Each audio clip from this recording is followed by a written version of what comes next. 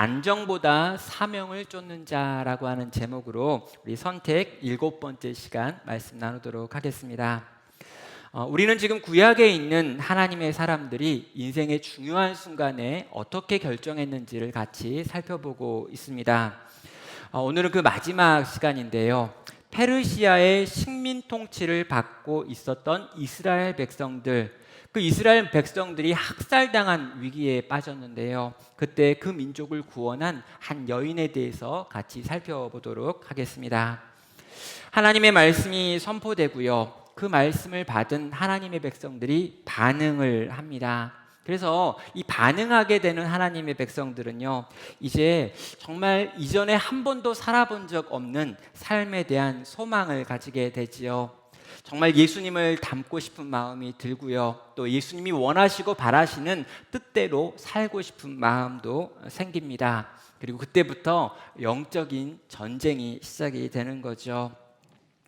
여러분, 정말 우리가 영적으로 살아나가지고 하나님 나라 백성이 되면, 여러분, 그 하나님 나라 백성은 이 세상 속에서 끊임없이 이 세상 나라의 공격을 받을 수밖에 없습니다.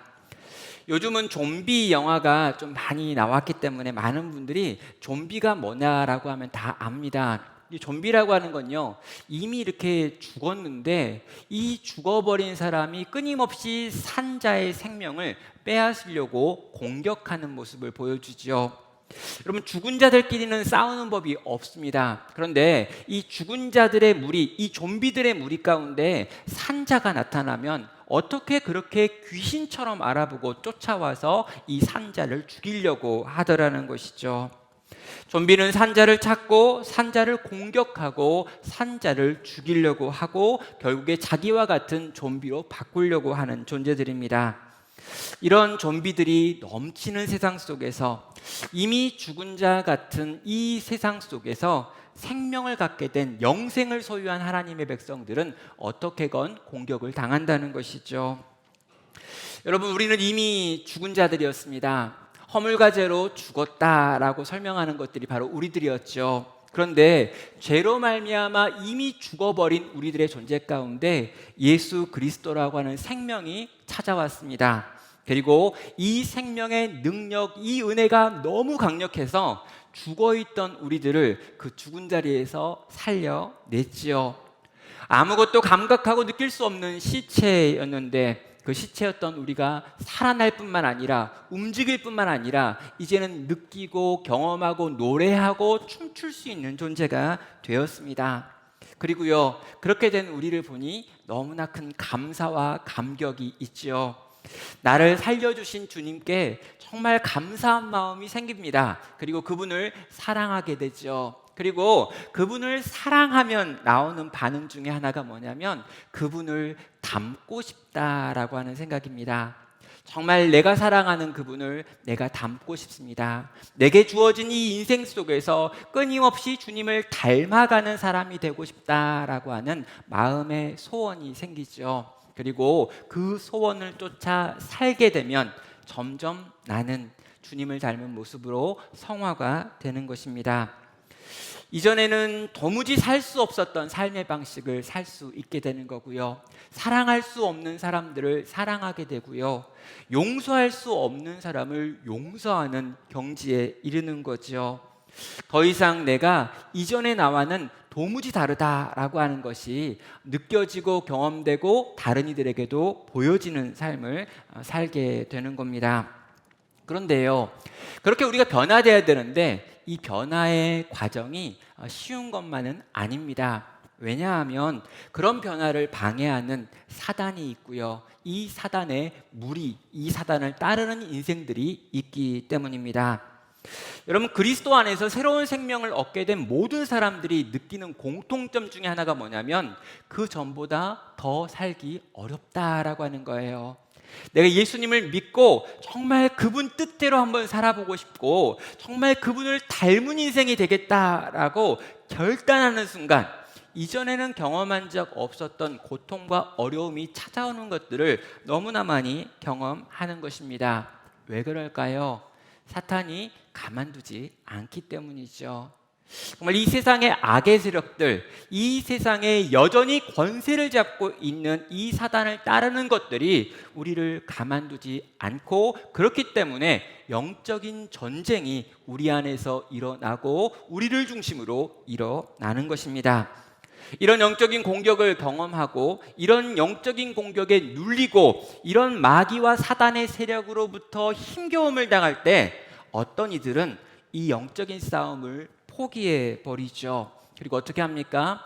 이전에 있었던 상태, 이전에 죄와 사망으로 죽었던 상태와 거의 유사한 사망의 잠을 자는 상태로 바뀌게 됩니다.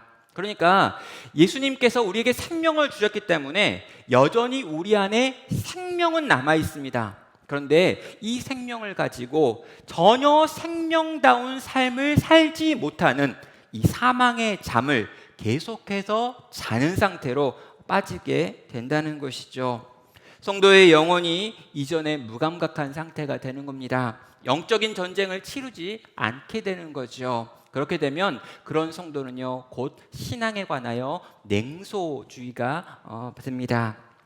여러분, 신앙을 보면서 뭔가 열심을 내고 있는 사람을 보면서, 예배 가운데 은혜를 받고 있는 사람을 보면서, 또 수련회나 어떤 특별한 집회 가운데 가가지고 정말 하나님께 헌신을 다짐하는 사람들을 보면서, 그리고 내 앞에서 열심을 다해 주를 섬기고 있는 사람들, 변화되어 가고 있는 사람들을 보면서 뒤에서 혀를 끌끌 차며 내가 이전에 다 해봤는데 별 볼 일 없더라 라고 하는 반응들을 보이는 것입니다.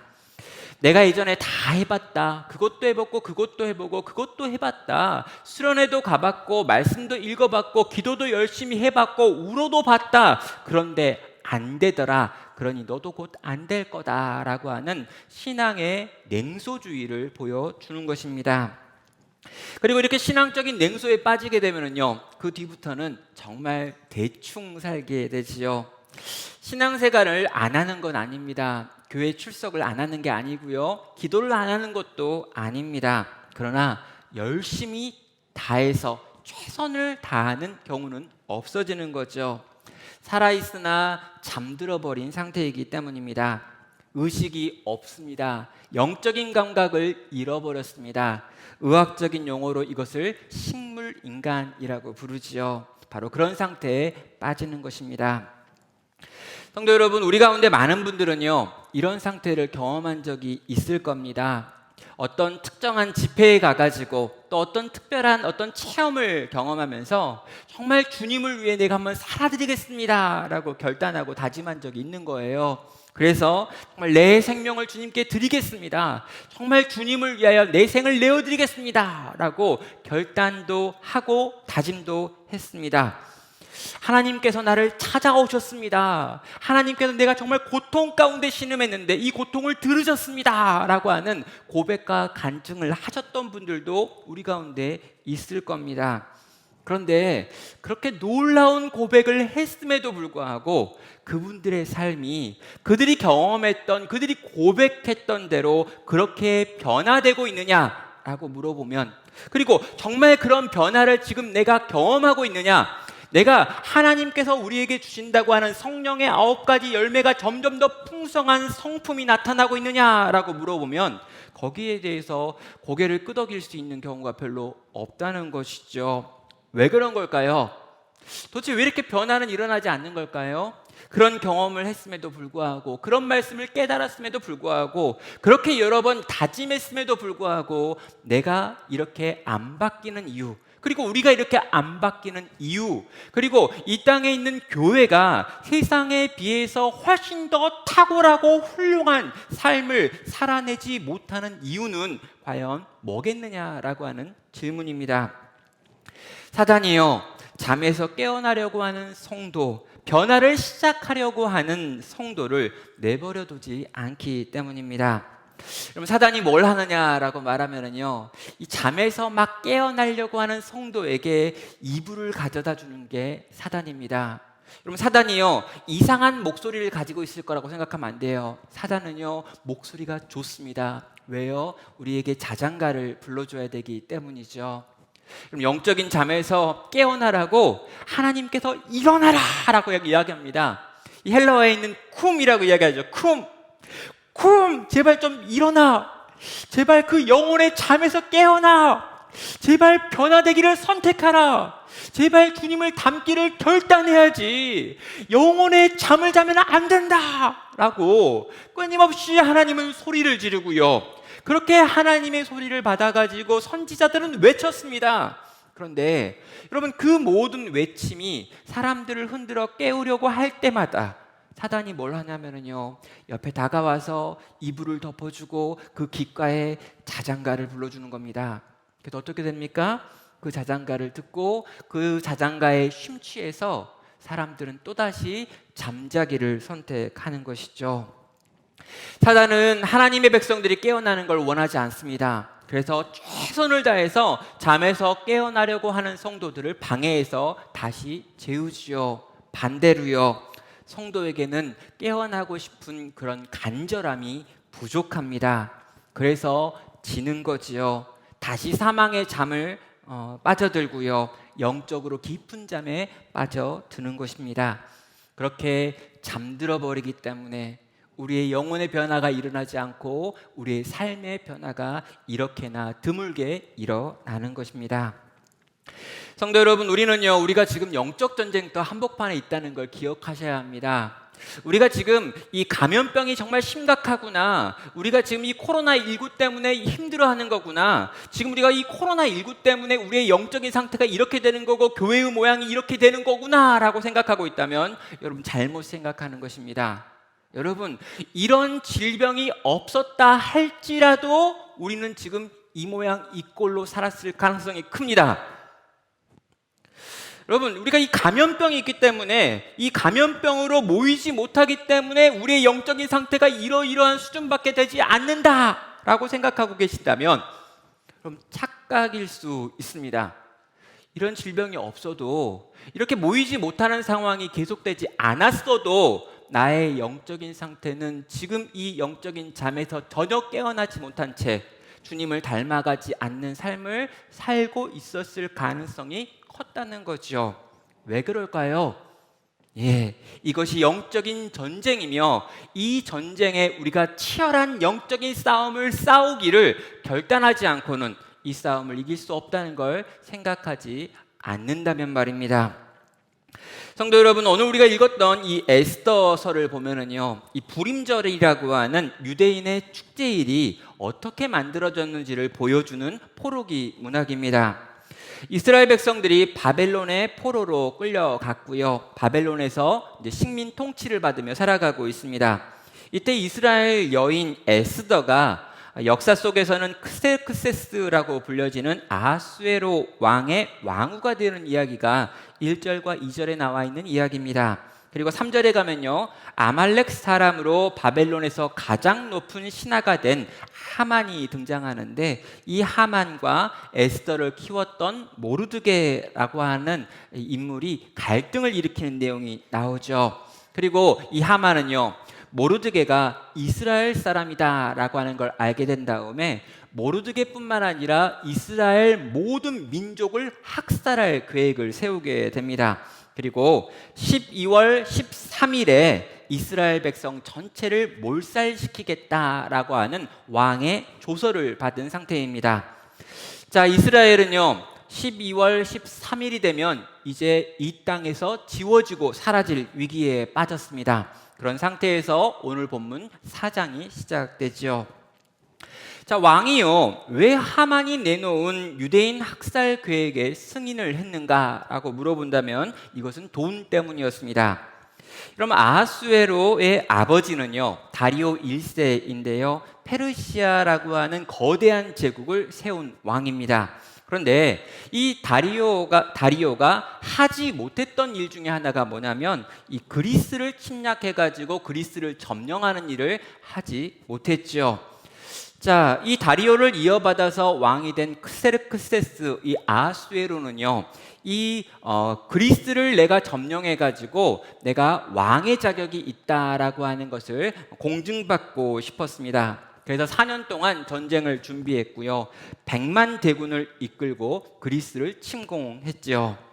엄청난 군사력을 가지고 아주 쉽게 그리스를 점령할 수 있을 것이다 라고 생각했던 이 아하수에로의 생각은 이 스파르타를 중심으로 한, 또 아테네를 중심으로 한 그리스 연합군에 의하여 철저히 패배하고 돌아오게 되죠. 이때 이 아하수에로에게 생긴 문제가 뭐였냐면요, 전쟁을 위해서 빌렸던 돈입니다. 그리스와 전쟁을 해가지고 그리스가 가지고 있는 모든 보물들을 다 가지고 와서 자기가 이 전쟁에 쓴 돈에 대하여 빌렸던 돈들을 갚으려고 생각을 했었는데, 전쟁에 패배했기 때문에 갚을 능력이 없었던 것이죠. 그런 상황에서 아말렉 사람 하만이 엄청난 돈을 가지고 와서 유다 백성의 이 학살을 승인해 달라고 하는 요청을 한 것입니다. 여러분, 여기 에스더 3장 9절을 보면은요, 얼마의 돈을 가지고 왔는지를 보여줍니다. 왕이 옳게 여기시거든 조서를 내려 그들을 진멸하소서. 내가 은 1만 달란트를 왕의 일을 맡은 자의 손에 맡겨 왕의 금고에 드리리이다 라고 말하고 있습니다.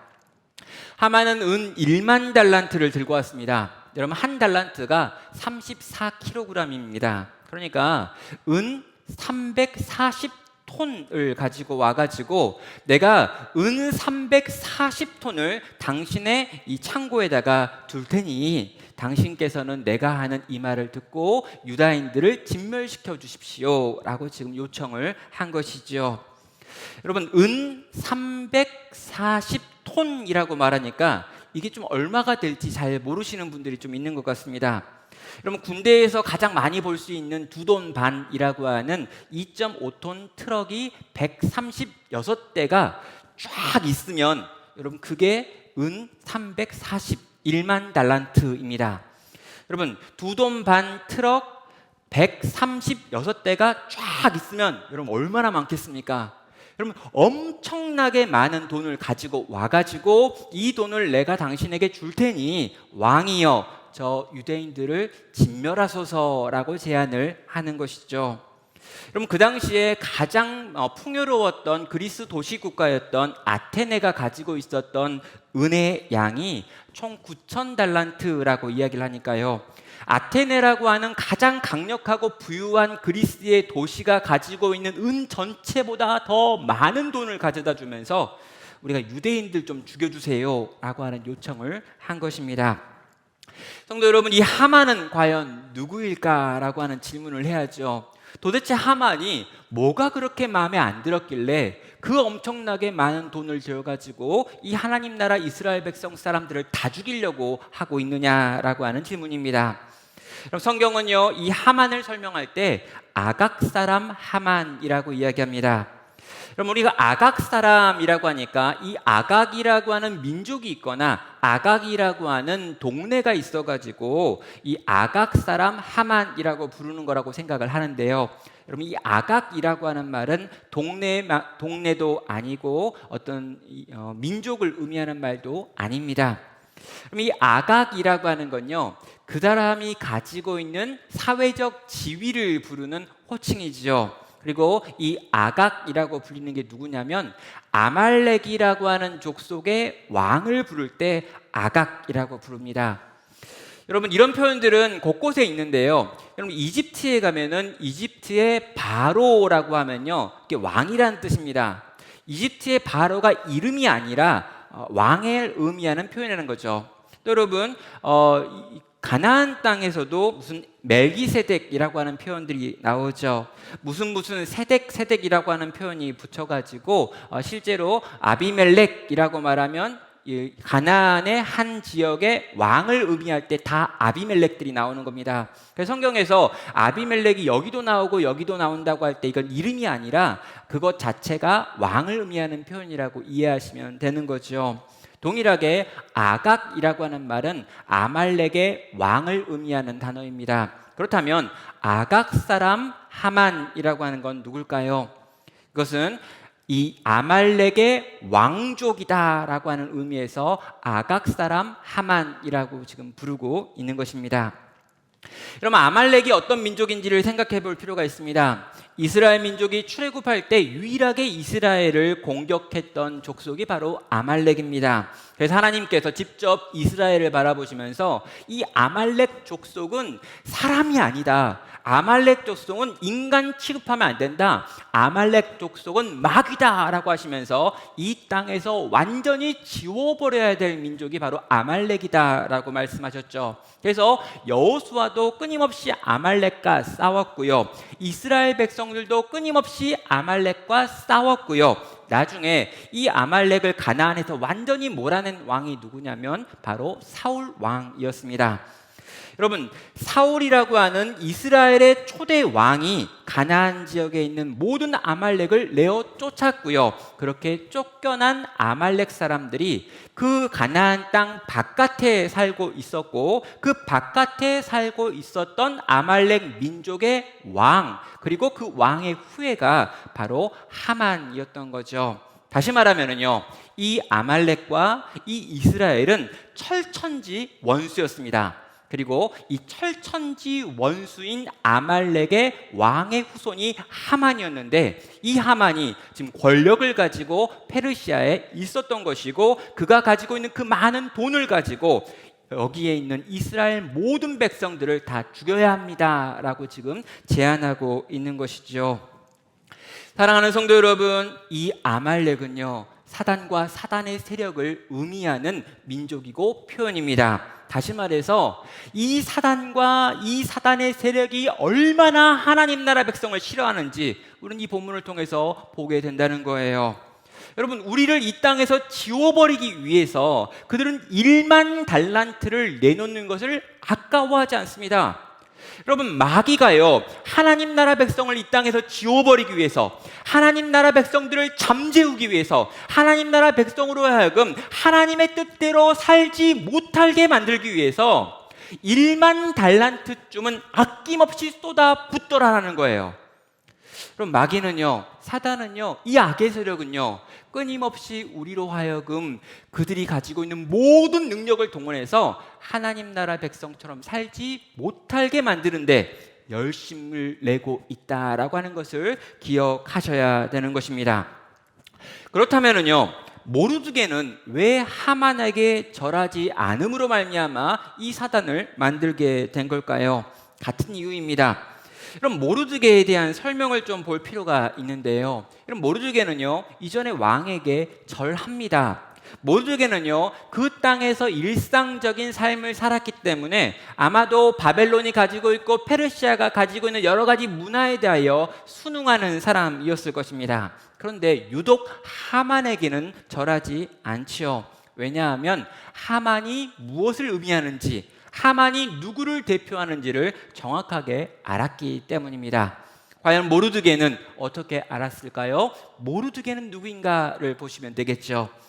여러분, 이 에스더 2장 5절을 보면은요, 저는 베냐민 자손 기스의 중손 시므이의 손자요 야일의 아들이다 라고 말하고 있습니다. 이게 모르드게를 설명하는 표현이죠. 그런데 어디서부터 시작합니까? 베냐민 자손 기스의 증손 시므이의 손자요 야일의 아들이다라고 하는 말로 이어지고 있죠. 여기 보면 베냐민이 나오고 기스가 나오고 있습니다. 여러분, 이게 무엇입니까? 여러분, 이스라엘의 초대 왕이었던 사울의 혈통이다라고 하는 걸 강조하고 있는 거죠. 여러분, 사울이 아말렉을 쫓아냈습니다. 그래서 이 사울과 이 사울의 집안과 이 아말렉의 왕족이라고 하는 아각의 후손이라고 하는 건 철천지 원수였다는 거죠. 그런데 지금 이쪽을 대표하고 있는 이쪽의 후예와 이쪽을 대표하고 있는 이쪽의 후예의 이 모르드게가 만난 것입니다. 그리고 이 모르드게 앞에 하만이 서서 나에게 절하라고 요구한 것이죠. 모르드게는 절하지 않았습니다. 그는 도무지 무릎을 꿇을 수 없었던 거지요. 내가 지금 무릎을 꿇는 것은 세상의 권력자에게 무릎을 꿇는 것이 아니고 세상의 질서를 지키기 위해서 무릎을 꿇는 것이 아니라 하나님께서 우리로 하여금 철저히 멸하라 한 저 아말렉, 저 악의 세력, 저 사단 앞에 무릎을 꿇라라고 하는 것으로 이해를 한 것입니다. 모르드게는 절대 무릎을 꿇을 수 없다라고 생각을 했고 무릎을 꿇지 않으므로 하나님 나라 백성이라고 하는 걸 증명하고 드러낸 것이죠. 성도 여러분, 이것은 철저히 영적인 문제였던 것입니다. 아말렉과 이스라엘의 전쟁이며 하나님 나라 백성과 사단의 나라가 싸우고 있는 모습이지요. 모르드게는 이 전쟁의 본질을 알았고 거기에 자신의 생명을 걸었던 것입니다. 그리고요, 하만도 이 전쟁의 성격을 알았기 때문에 자기의 전 재산에 해당하는 1만 달란트를 들고 와서 이 이스라엘 백성들을 다 죽이겠다라고 지금 말하고 있는 거죠. 성도 여러분, 하만이 제공하고 있는 그 은을 보시기 바랍니다. 여러분, 340톤의 은이라고 하는 것이 얼마나 거대할지를 생각해 보시기 바랍니다. 지금 사단이 얼마나 우리를 죽이고 싶은가, 사단이 얼마나 이 땅의 교회를 진멸하고 싶은가, 사단이 얼마나 우리의 영적인 잠에서 깨어나려고 하는 것을 방해하고 싶은지를 제발 좀 생각하시라는 것입니다. 영적인 전쟁이 있다는 것과 이 영적인 전쟁에서 사단이 얼마나 강력하게 하나님 나라 백성들을 공격하고 있는지를 제발 우리는 깨어서 보셔야 한다는 것이죠. 그리고 우리는 이 전쟁을 싸울 수 있는 마음의 준비와 각오를 다져야 하는 것입니다. 모르드게는 자기의 생명을 걸었습니다. 그렇다면 우리는 무엇을 어떻게 함으로 이 사단과의 싸움을 싸울 수 있는 걸까요? 사단이 지금 우리에게 하고 있는 여러 가지 유혹이 무엇입니까? 사단이 지금 우리에게 찾아와서 불러주고 있는 자장가가 어떤 것입니까? 사단이 우리에게 가지고 와가지고 우리로 하여금 지금 두렵게 하고 떨리게 만드는 것들이 어떤 것입니까?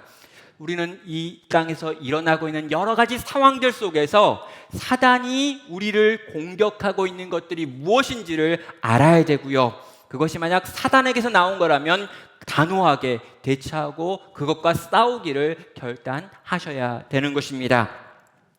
성도 여러분, 우리의 영원한 생명이 걸려있는 이 싸움에 여러분을 초청합니다.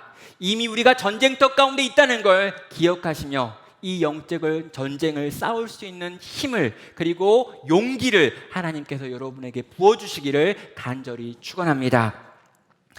자, 이제 하나님께서는요, 이 모르드게라고 하는 인물이 사단이 세운 이 계획 앞에서 세우고 있는 또 다른 종류의 방식을 살펴보게 하십니다. 모르드게는요, 이제 에스더에게 찾아가가지고 에스더에게 네가 왕후이기 때문에 네가 왕에게 나가서 이 일이 일어나지 못하게 만들어야 한다라고 하는 에스더를 향해서 깨우는 사명의 목소리를 들려주고 있지요. 자, 여러분, 이 에스더에게 이제 사람을 보내가지고요, 네가 지금 왕후가 되어 거기 있는 이유가 지금 네가 왕으로서 왕을 만날 수 있는 자리에 있는 것이고 왕을 설득할 수 있는 자리에 있기 때문이다 라고 이야기하면서 한번 우리가 당하고 있는 이 어려움에 대해서 말하고 설득하라라고 하는 요청을 합니다. 그때 이 에스더가 그 이야기를 듣고 얼굴이 파래져가지고 이렇게 대답을 하지요. 내가 왕에게 불리지 못한 지가 한 달인데 왕이 부르지 않았는데 왕 앞에 나가면 왕이 금오를 내어주지 않으면 내가 죽임을 당합니다 라고 하는 이야기를 하고 있습니다. 모르드게는 포기하지 않고요, 두 번째로 또다시 말을 전하는데 13절과 14절을 통해 가지고 이렇게 말하고 있습니다. 특별히 이 14절이요, 모르드게가 가지고 있는 신앙의 핵심이고요, 에스더를 설득하고 있는 구조입니다. 14절은 이렇게 말합니다. 이때 내가 만일 잠잠하여 말이 없으면 유다인은 다른 데로 말미암아 노임과 구원을 얻으려니와 너와 내 아버지 집은 멸망하리라. 내가 왕후의 자리를 얻은 것이 이때를 위함이 아닌지 누가 알겠느냐라고 말하고 있습니다. 두 가지를 주장하고 있는데요, 하나는 네가 왕에게 가서 말하지 않는다 할지라도 하나님께서 유다를 지키고 보호하실 것이다 라고 하는 이야기를 하고 있고요. 다른 하나는 네가 그럼에도 불구하고 지금 왕후의 자리에 앉아있는 것은 이때를 위한 것이 아닐까라고 지금 말하고 있습니다. 이것이 우리 신앙인에 있어서 중요한 영적인 전쟁을 생각하는 방식입니다. 첫 번째로요, 이 영적인 전쟁을 생각할 때 우리가 가져야 될 첫 번째 생각은요, 하나님 나라 백성은 절대 망하지 않는다라고 하는 것을 여러분 붙들어야 합니다. 하나님이 지지 않는다라고 하는 걸 생각하셔야 되는 거예요. 이걸 확고하게 붙들고 이걸 믿는 믿음을 가져야지만 우리가 이 땅에서 눈에 보이는 영적 전쟁을 싸울 수 있기 때문입니다. 지금 이 모르드게가 뭐라고 이야기합니까? 하나님께 나아가 기도했습니다. 하나님을 붙들고 울며 죄를 뒤집었으며 하나님 앞에 탄식하며 우리가 왜 이런 일을 당해야 합니까? 라고 물어봤던 게 모르드게예요. 그런데 이렇게 하나님과 붙들고 씨름하는 가운데 모르드게의 마음 가운데 깨달아진 게 있었습니다. 뭐냐면 지금 내가 방법을 생각해내지 못하고 내가 지금 에스더를 설득하지 못한다 할지라도 우리 하나님께서 이 백성을 이런 방식으로 망하게 하지 않으실 것이다, 이 땅에서 지우지 않으신다라고 하는 것에 대하여 확신을 얻었다는 것입니다. 어디서요? 그가 알고 있는 하나님 나라 백성을 위해 주어진 하나님 말씀을 보고 수없이 많은 선지자들이 했었던 선지서의 내용들을 보니까 그런 것입니다. 하나님께서 이스라엘 백성을 지금 포로로 끌고 오셨습니다. 그리고 지금 포로된 그들이 지금 바벨론에서 살고 있습니다. 그런데 그들이 이 바벨론에서 포로가 되어 살아가는 이유는 하나님의 징계였습니다. 여러분, 하나님께서 무언가를 징계하실 때 징계하는 원칙이 있죠. 무언가를 가르치고 무언가를 배워서 고쳐 쓰기 위하여 징계하시는 것입니다. 그럼 부모가 자식을 때리는 이유는, 부모가 자식을 사랑함에도 불구하고 매를 드는 이유는 이 자식을 고치고 이 자식을 변화시키고 이 자식으로 하여금 더 나은 삶을 살게 만들기 위하여 때린다는 거죠. 절대 죽이려고 때리지 않습니다. 망하라고 때리지 않습니다. 그런데 하나님께서 지금 이 유다 백성이 이 바벨론의 손에 완전히 망하여 죽고 사라지기를 원하실까? 그렇지 않다라는 거죠. 이 강대국은 어떤 방법을 써서도 절대로 이 유다 백성을 이 땅에서 지울 수 없다라고 하는 것이, 여러분, 이 모르드게가 하나님의 말씀의 거울 앞에 비추어 보았을 때 깨닫게 된 진리인 것입니다. 신학적인 용어로 이걸 설명하면요, 하나님의 언약적 성실함이라고 설명할 수 있습니다. 하나님이 약속하신 바를 지키신다는 거죠. 이스라엘 백성을 향하여 너희가 이만큼의 고난을 당하면, 이런 종류의 어려움을 당하고 이런 상황에서 어떠한 깨달음을 얻으면 회개하고 돌이키면 살려주겠다라고 하는 언약이 있습니다. 약속이 있습니다. 하나님 편에서 맺은 약속입니다. 그리고 이 하나님께서 이 언약을 이스라엘에게 주셨습니다. 그래서 이스라엘은 절대 이런 식으로 세상에서 사라질 수 없다라는 거죠. 하나님은 약속하신 것을 반드시 지키시는 분이시기 때문입니다. 사랑하는 성도 여러분, 이 약속이 오늘 우리를 지키는 약속입니다. 성도 여러분, 성도는 절대로 완전히 망하는 법이 없습니다. 성도는 절대로 이대로 끝나는 법이 없습니다.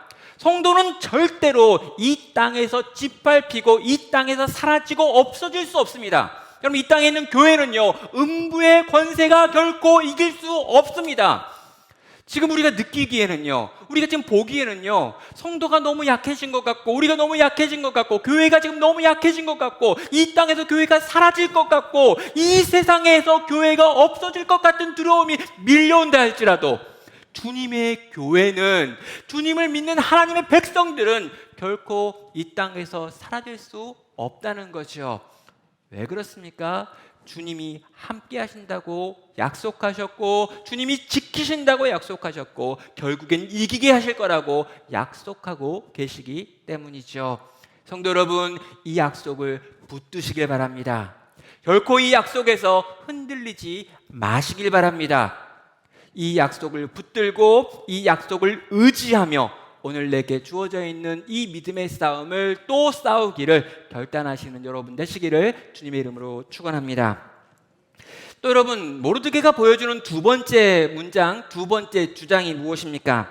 하나님께서 지금 이 상황에서 에스더 너를 페르시아의 왕후의 자리에 두신 것은 이 사륙 계획을 막기 위한 계획이 아닐지 생각하라라고 말하고 있습니다.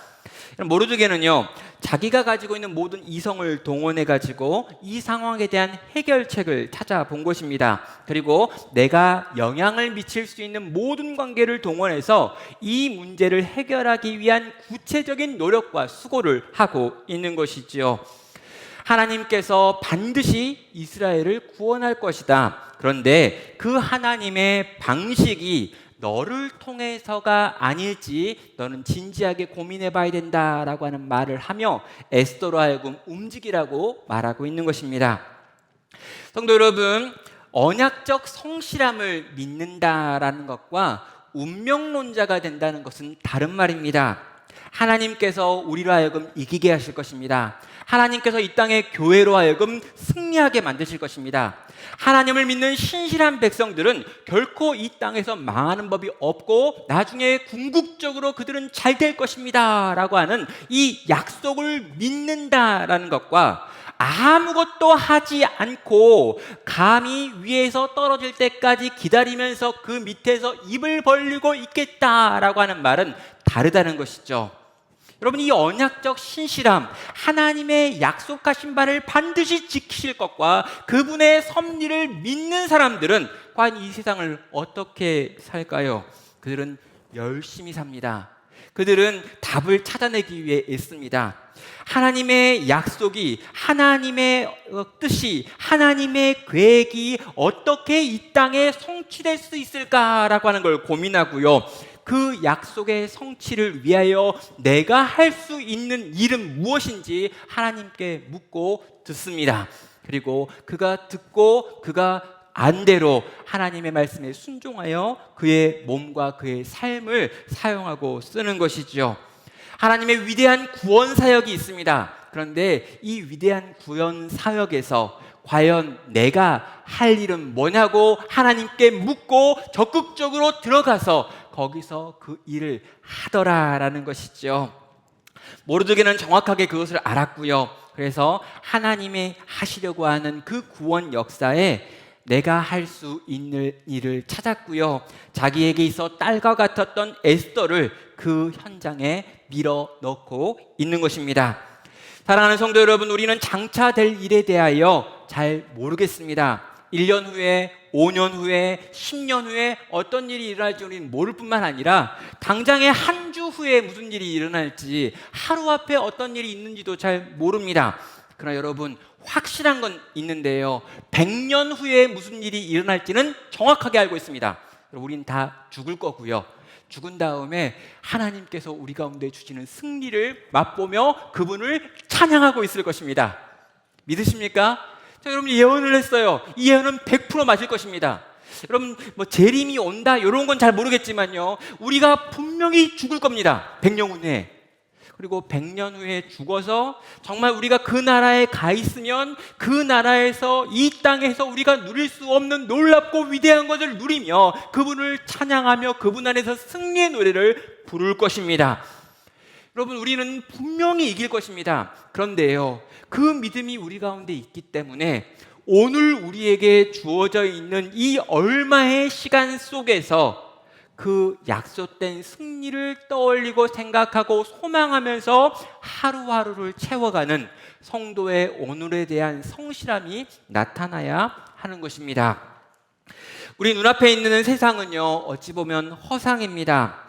눈에 보이지 않는 세상, 하나님께서 우리를 위하여 준비하신 세상이 진짜 세상이지요. 그러니 여러분, 우리의 눈앞에서 우리를 두렵게 하는 것들 앞에서 쫄지 마시기를 바랍니다. 약해지지 마시길 바랍니다. 그들 앞에 두려워 떠는 자가 되지 않길 바랍니다. 우리 주님이 이미 하신 승리를 바라보면서 그 승리에 내가 동참할 수 있는 일이 무엇인지를 찾으시길 바랍니다. 그리고 적극적으로 그 일 가운데 들어가서 오늘 내가 할 수 있는 그 일을 오늘 감당하시는 성도님 되시기를 바랍니다. 여기 계시는 성도님들 가운데 나이가 많으신 성도님들도 계시고요, 또 어린 성도들도 있습니다. 오늘도 영상으로 예배드리시는 분들 가운데도요, 정말 다양한 삶의 모습, 다양한 삶의 자리에서 살고 계시는 분들이 있으십니다. 그런데 여러분, 분명히 말씀드립니다. 하나님께서 거기 그 자리 그곳에 그 모양으로 당신을 두신 이유가 있습니다. 그렇다면 여러분, 그 자리에서 여러분은 여러분이 싸워야 될 영적인 전쟁을 치러야 한다는 것이죠. 성도 여러분, 이 싸움을 싸우기로 모르드게는 결단했고요, 이제 에스더를 향해서 너도 이 싸움을 싸워야 한다라고 도전했습니다. 그리고 이 도전을 받은 에스더가 하고 있는 결단이 오늘 마지막에 나와 있는 내용이죠. 여러분, 모르드게가요, 믿음의 언약적 성실함을 기초해가지고 승리를 확신하면서 오늘 일해야 될 것들에 대하여 이 에스더에게 가르쳤습니다. 그리고 이 에스더가 이제 대답을 하는데요, 처음엔 에스더가 두려워가지고 나가기 싫다라고 하는 걸 이렇게 표현을 하지요. 왕 앞에 걸어 나갔다가 왕이 만약에 금호를 나한테 내어주지 않으면 내가 이모탈이라고 하는 경호부대에 의하여 죽임당할 수밖에 없는데 그래도 내가 나가야 되느냐라고 하는 그의 두려움을 표현합니다. 그런데요, 이 말은 맞는 말이고 옳은 말이기도 합니다. 실제로요, 페르시아가 그 당시에 굉장히 복잡한 상황이었고요, 여러 번 왕을 죽이려고 하는 암살 시도가 있었습니다. 그래서 에스더서만 봐도요, 2번이나 암살을 시도했던 내용들이 나오고 있죠. 항상 암살의 위협 앞에 있었던 페르시아 왕은 자기 주변에다가 경호부대를 만들었고요, 이 경호부대가 하는 일이 뭐냐면 이 활의 시위를 쭉 당기고 계속 대기하고 있는 겁니다. 누구든지 왕의 허락 없이 왕 앞에 나타나면 화살을 놔서 상대방을 죽이는 것이 이 이모탈이라고 하는 불사조라고 불려지는 경호부대가 하는 일이었죠. 실제로 그런 일들이 일어났었고 그런 일들이 언제건 일어날 수 있다는 걸 왕궁에 살고 있는 에스더는 정확하게 알고 있었습니다. 에스더도 죽음이 두려웠습니다. 왕이 자기를 찾은 지도 벌써 한 달이 되어가고 있습니다. 이전에 왕후였던 와스티가 얼마나 사소한 이유로 왕후의 자리에서 쫓겨났는지 에스더는 알고 있었습니다. 아하수에로는 결코 착하거나 선한 사람이 아닙니다. 규례를 어기고 자기 앞에 나타난 왕후를 향해 금호를 내밀지 않을 수도 있는 사람인 것이죠. 그런데 에스더는요, 자신의 생명보다 하나님께서 나에게 주시는 사명을 더 중요한 것으로 여겼습니다. 그리고 그는 반응하기를, 순종하기를, 움직이기를, 싸우기를 결단하고 있죠. 16절입니다. 당신은 가서 수산에 있는 유다인을 다 모으고 나를 위하여 금식하되 밤낮 3일을 먹지도 말고 마시지도 마소서. 나도 나의 시녀와 더불어 이렇게 금식한 후에 규례를 어기고 왕에게 나아가리니 죽으면 죽으리이다.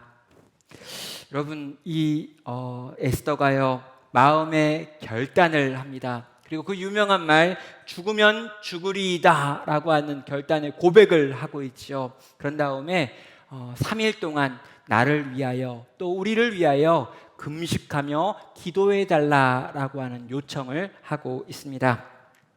에스더는 자신의 사명에 대해서 반응하고 있는 거죠. 왕 앞에 나가겠다라고 결단하고 있습니다. 그리고 모든 사람들을 향하여, 모든 유다인들을 바라보면서 3일간 금식을 요청합니다. 자기와 자신의 시녀들도 3일간 금식하고 있죠. 자, 그렇게 말한 다음에 그녀는 죽으면 죽겠다라고 하는 고백까지 합니다. 자, 여러분, 죽으면 죽겠다라고 하는 이 고백이 운명론적 고백이다라고 생각하신다면 여러분 잘못된 겁니다. 나는 이 정도로 두렵지만, 이 정도로 두렵고 실제 내 앞에 있는 것이 죽음이라 할지라도 나는 이 죽음을 통과해서라도 내게 주어져 있는 사명에 순종하겠다라고 하는 고백이 여기 나와 있는 죽으면 죽으리다라고 하는 고백이죠. 성도 여러분, 여기서 제가 여러분에게 꼭 물어보고 싶은 중요한 게 하나 있습니다. 여러분, 에스더가 말하고 있는 이 16절의 내용에서요, 3일간의 금식 기도가 먼저 있는지 아니면 죽으면 죽겠습니다 라고 하는 마음의 결단과 각오가 먼저 있었는지를 물어보고 싶은 겁니다. 우리는 이렇게 생각해요. 3일간 열심히 금식하며 기도해 본 다음에 하나님께서 내게 마음을 주시면 그때 내가 나가겠습니다 라고 말하는 게 우리 대부분이 기도에 대해서 가지고 있는 생각이고요. 또 에스더서를 볼 때 또 생각했던 내용입니다. 3일 동안 금식하면서 기도를 하고 그렇게 기도했더니 하나님께서 마음도 주시고 힘도 주시고 생각도 주시고 지혜도 주셔가지고 나로 하여금 왕에게 나아가게 만들었다라고 본문을 이해하고 싶은 겁니다. 그런데 여러분, 그렇지가 않죠. 반대입니다. 에스더는요, 죽으면 죽겠습니다, 3일 후에 왕에게 나가겠습니다 라고 말한 다음에 내가 3일 후에 왕에게 나아갈 것이니 당신들은 나를 위해 기도하고 나와 시녀들도 이 일을 가지고 기도하겠습니다 라고 말하고 있는 겁니다. 여러분, 결단이 먼저 있고요, 그 다음에 기도가 따라오고 있죠. 여러분, 교회 다니는 사람들이 하는 가장 큰 거짓말 중에 하나가 뭐냐면요, 내가 너를 위해 기도할게 라고 하는 말이라고 합니다. 되게 부끄러운 말이죠. 그런데 또 하나 이 기도를 잘못 쓰는 경우가 뭐냐면요, 뭔가 좀 이렇게 거절하기가 좀 이렇게 어려울 때 있잖아요. 뭐 이러이러한 직분을 담당해 주십시오, 이러이러한 부장을 해 주십시오 라고 말하면 상대방이 딱 듣고 그 말을 그래요, 하기 싫은데요 라고 말하면 좀 이렇게 믿음 없어 보이니까 기도해 볼게요 이런 이야기를 하는 거예요. 그럼 여러분, 기도해 본다고 하는 사람들의 대부분은 나중에 기도해 봤는데 못하겠습니다 라고 결론을 맺더라고요. 여러분, 기도해 보겠습니다 라고 하는 말은 싫어요, 못해요, 안 하겠어요 라고 하는 말과 바꿔 쓰는 말이 결코 아닌 것입니다. 사랑하는 여러분, 지금 기도한다 라고 말하기 전에 먼저 결단하고 있습니다. 하나님의 말씀에 순종하겠습니다. 하나님께서 내게 주신 사명에 순종하겠습니다. 그래서 이 일이 죽는 일이라 할지라도 나는 그 일을 하겠습니다 라고 하는 마음의 결단이 앞에 있고요, 이 결단을 한 다음에 내가 이 결단을 지킬 수 있는 힘을 주시고 이 결단을 가지고 나아가서 그에게 말하여 설득할 수 있는 지혜를 주시고 이 모든 걸 이야기할 때 왕의 마음이 움직일 수 있는 은혜를 부어달라고 지금 에스더는 기도를 요청했다는 것이죠. 성도 여러분, 어떤 것들은요, 기도한 다음에 결정하는 것이 맞습니다. 하나님의 뜻이 명확하지 않을 때는요, 기도하면서 하나님의 뜻을 구할 필요가 있어요. 그런데요, 하나님의 뜻은요, 대부분의 경우에 아주 선명하게 이미 드러나 있습니다. 여러분은 하나님의 뜻을 모르는 경우가 거의 없습니다. 아주 어떤 경우들은 있을 수 있어요. 어떤 경우는 하나님의 뜻이 뭔지 잘 몰라가지고 기도해야 되는 경우가 있습니다. 그러나 인생의 많은 경우에는요, 하나님이 뭘 기뻐하시는지 우리는 압니다. 그걸 모르나요, 여러분? 여러분, 죄와 죄 아닌 게 있을 때 죄 아닌 걸 선택하는 것이 옳고요, 죄 아닌 것과 선한 것이 있을 때 선한 걸 선택하는 게 옳습니다. 우린 그걸 알아요. 이런 경우에 내가 손해를 본다 할지라도 나보다 연약한 이들을 위해 도와야 된다라고 하는 생각을 이 하나님의 큰 뜻이다라고 하는 걸 모르는 경우가 별로 없습니다. 그런데 여러분, 우리는요, 대부분 하나님의 뜻을 알고 있음에도 불구하고 그 뜻에 순종하기 싫어서 기도하고 있습니다 라고 말하고 있는 건 아니냐라는 거예요. 사랑하는 성도 여러분, 이미 드러난 하나님의 뜻 앞에 에스더는 순종하기를 결단하고 순종할 능력과 힘과 상황을 열어달라고 하나님께 엎드려 금식하며 구하고 있는 것입니다. 사랑하는 성도 여러분, 하나님을 신뢰하십니까? 하나님이 우리 가운데 수없이 많이 말씀하셨다는 걸 알고 계십니까? 여러분에게 주어져 있는 그 성경이 하나님의 대부분의 뜻을 담고 있다는 걸 아십니까? 여러분이 여기까지 신앙생활하는 과정 속에서 하나님의 선하신 뜻의 대부분을 분별할 수 있는 능력을 갖추게 됐다는 걸 여러분 아십니까? 그렇다면 여러분의 마음에 지금 드는 그 생각이 하나님께서 주신 생각일 가능성이 큽니다. 그 뜻에 순종하시길 바랍니다. 그 뜻을 가지고 결단하시길 바랍니다. 순종하기를 결단하며 그 순종에서 따르는 손해가 있다 할지라도 그것이 하나님의 뜻이기 때문에 그 뜻에 순종하여 내가 믿음의 삶을 살겠습니다라고 고백하며 주께 나아가시는 하나님의 백성 되시기를 주의 이름으로 축원합니다. 성도 여러분, 말씀을 마무리하겠습니다. 하나님께서 우리에게 원하시는 것은요, 변화라는 것입니다. 또 하나님께서 우리에게 원하시는 것은요, 네가 속한 그 세상 속에서 하나님의 뜻대로 살고 살아감으로 이 세상을 변화시키라는 것이죠.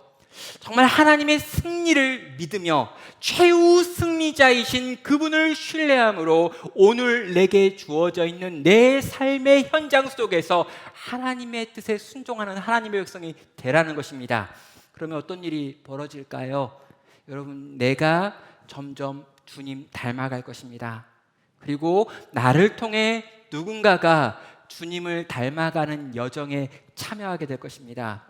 이런 사람들이 모여 있는 곳이 교회가 된다면 교회는 서로를 변화시킬 뿐만 아니라 주변 사회를 변화시키는 곳이 될 것입니다.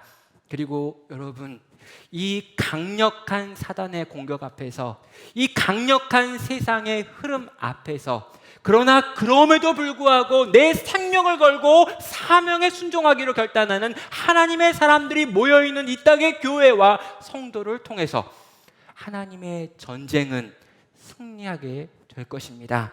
이 귀한 승리에 이르기까지, 이 주님이 만드시는 승리를 맛볼 때까지 오늘 우리가 해야 될 순종을 쌓아갈 수 있는 귀한 나눔교회 모든 성도 되시기를 시간 주님의 이름으로 축원합니다.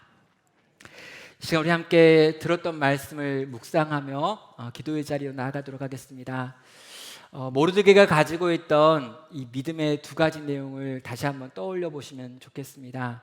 하나님의 언약의 신실함을 믿었고요, 오늘 내가 싸워야 될 분량이 있다는 걸 믿었습니다.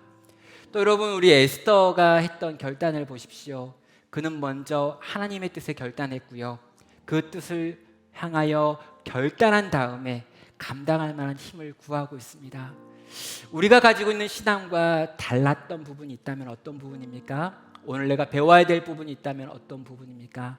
혹시 내가 변화되기를 지금 쉬고 있었다면 다시 결단하고 다짐해야 될 것은 무엇입니까? 이 시간 우리 들었던 말씀을 가지고 잠깐 동안 스스로를 돌아보도록 하겠습니다.